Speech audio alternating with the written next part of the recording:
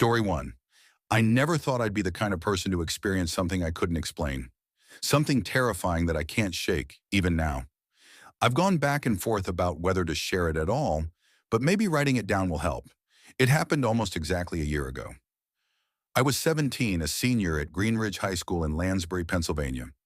If you've never heard of Lansbury, you're not missing much. Small town, barely 9,000 people, where everyone knows everyone's business and nothing exciting ever really happens. My mom used to say Lansbury was the kind of place where even the ghosts would be bored, but she was wrong.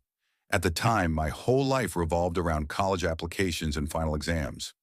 My plan was to get into Penn State and finally leave Lansbury behind. I wasn't some genius or anything, but I worked my ass off.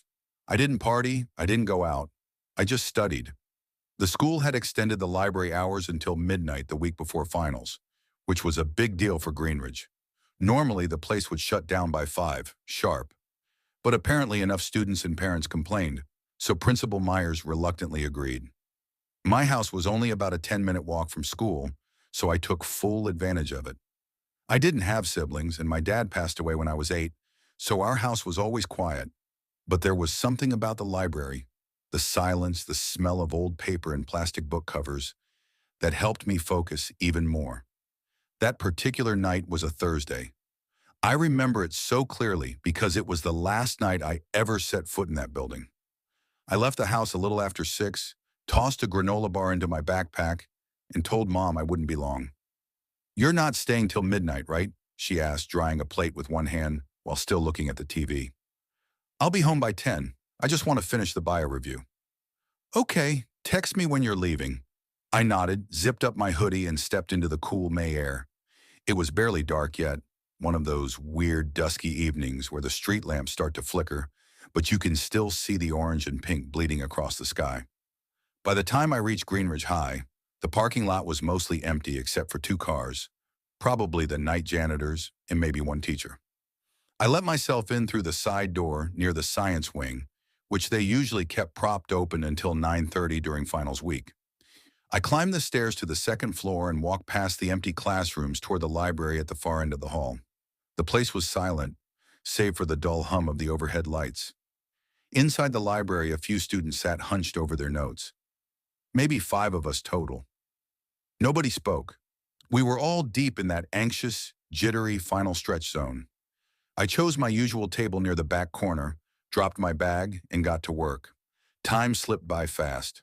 When I finally looked up again, it was 9:55 p.m. Everyone else was gone. I blinked, checked my phone to make sure I wasn't hallucinating the time, and then looked around. Empty. Not even the librarian, Mr. Pritchard, was at the front desk. That struck me as odd. Mr. Pritchard was one of those by-the-book types, always locking up sharp at 10. Maybe he'd stepped out to the restroom. I decided to finish up my last set of biology notes and pack up. I figured I could make it home by 10:15 if I walked briskly. As I scribbled the last bullet point about mitosis, I heard something behind me. A soft, dragging sound, like fabric scraping against tile. I turned quickly. Nothing. The rows of shelves stood still, the old radiator ticking softly. I tried to laugh it off. I was tired. Maybe my brain was just playing tricks on me. I zipped my bag and slung it over one shoulder. As I exited the library and stepped into the hallway, I felt it again. Something off. The temperature had dropped. The air was thick, as if the building had exhaled and held its breath. I began walking toward the main stairwell. The hallway stretched long ahead of me, just lockers and the dull reflection of the overhead lights on the linoleum floor.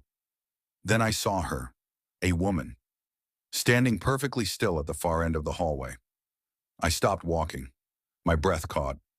She wasn't a teacher. She wasn't a student's mom. She didn't belong. Her clothes were torn and covered in grime. Her hair hung in limp tangles around her face. One of her arms bent at a grotesque angle, and her left foot twisted inward unnaturally. She didn't move. She just stared. I wanted to speak, to ask if she was okay, but my mouth wouldn't open. I took one step back.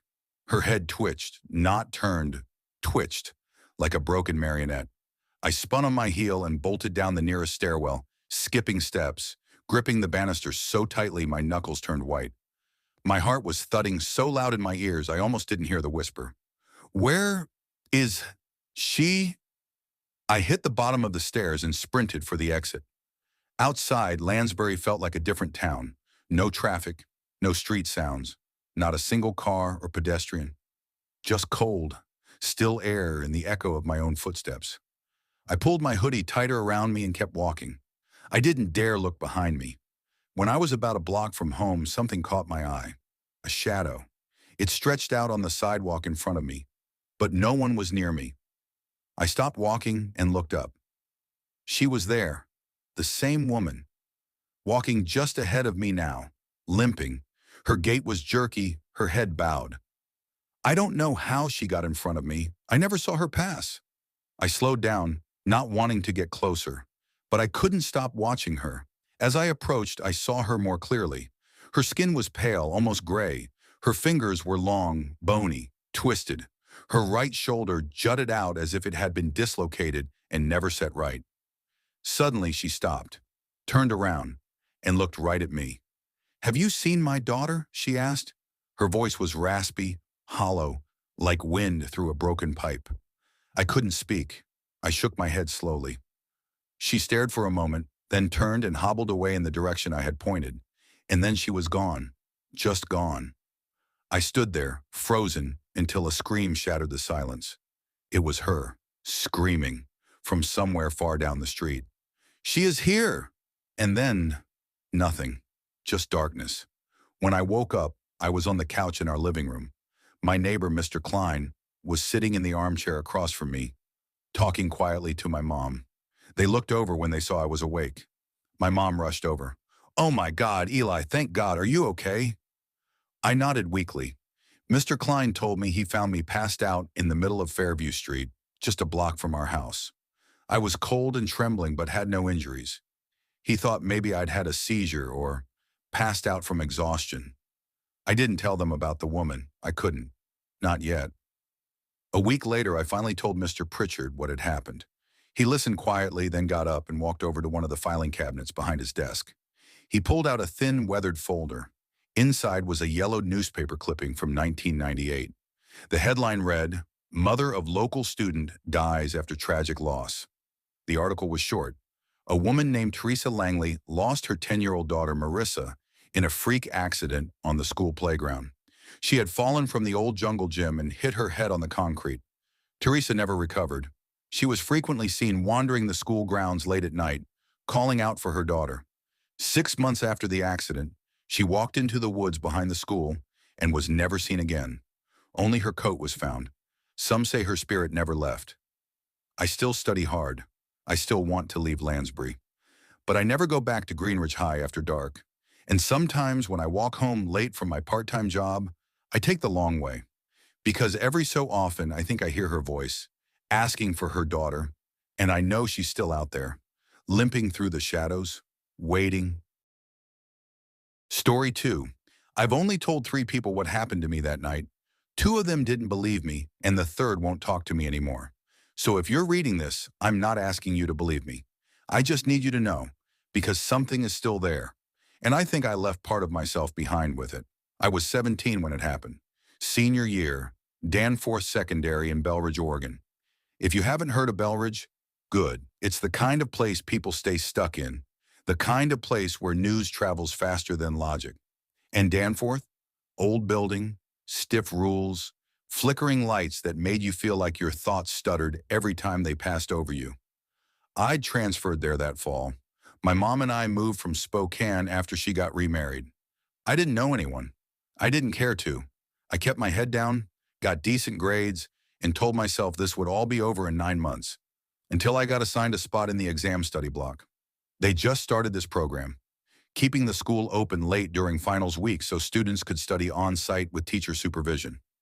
Kind of like free tutoring meets detention, but with snacks and hall monitors instead of punishment. I wasn't thrilled, but I didn't fight it. Honestly, it was quieter than my house and better than listening to my stepdad blast talk radio in the living room while I tried to memorize chemistry formulas. My assigned study block was in the East Wing basement, a section that used to be the old records department before they shut it down. They had one teacher supervising per hallway. Ours was Mr. Cormer, tall, gray-bearded guy, taught history and always wore a brown corduroy jacket like he was born inside a library. The first 3 nights were fine, boring, sure, but quiet. There were maybe 6 or 7 of us spread out across old desks. The fluorescent lights hummed. The vending machine down the hall coughed every time someone bought a soda. But then, Thursday happened. The night everything shifted. It started with a sound. I was reviewing my notes when I heard it. 3 slow knocks, not on a door, not on the wall. It sounded like they were coming from beneath the floor. I paused, listened, nothing. I looked around the room. No one else seemed to notice. So I kept working. Told myself I imagined it. 10 minutes passed. Then, again, knock, knock, knock. Slightly louder, definitely below me. That's when something clicked in my memory. Mr. Cormer had told us the basement used to go 1 level deeper years ago. A records archive, flooded in the 80s. School sealed it off, but you don't seal something off that tight just because of a flood. Curiosity has always been my worst habit. I gathered my things, told one of the students I was heading to the vending machine, and walked out. But instead of turning left, I went right, down the narrow corridor that led to a locked supply room. At least that's what the sign used to say. Now the plaque was gone. In its place was a blank metal door with no label, just a keyhole. I expected it to be locked, but it wasn't. The knob turned easily, and the door creaked open into pitch-black darkness. I should have stopped there, I know that. Every instinct told me to shut the door and walk away. But something was pulling me forward, not physically, just an impulse. A quiet whisper that said, "Keep going. You've already started." I used my phone flashlight. Concrete steps, steep, damp, leading downward into stale air. I stepped carefully.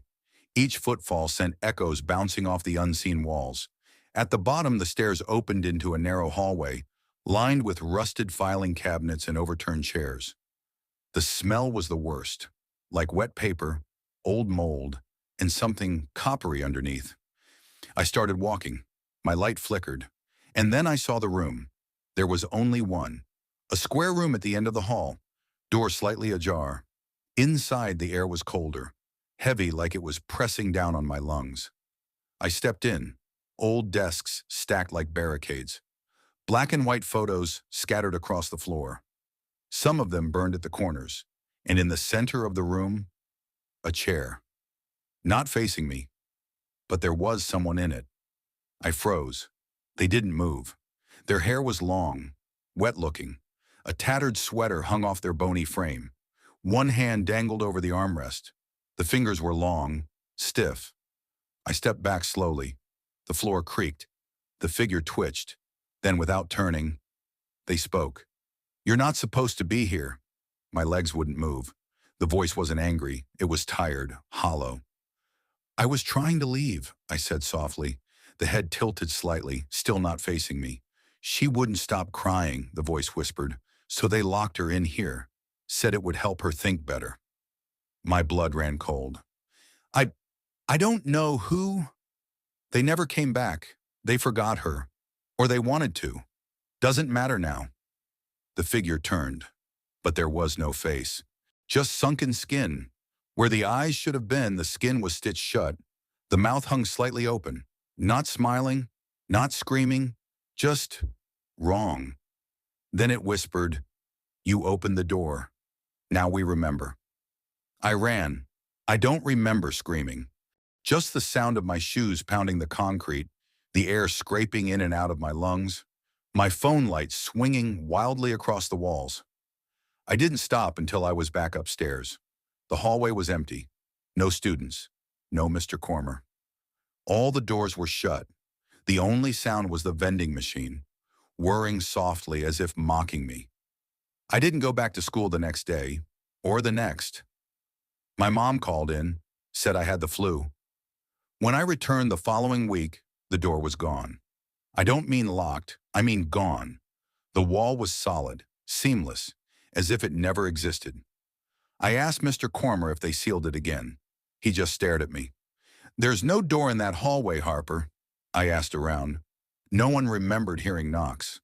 No one even remembered the old records room existing, except for one person. Ashley Vega, a quiet junior who had her own study block in the West Wing. She came up to me one day in the parking lot. "You went down there, didn't you?" she asked. I didn't answer.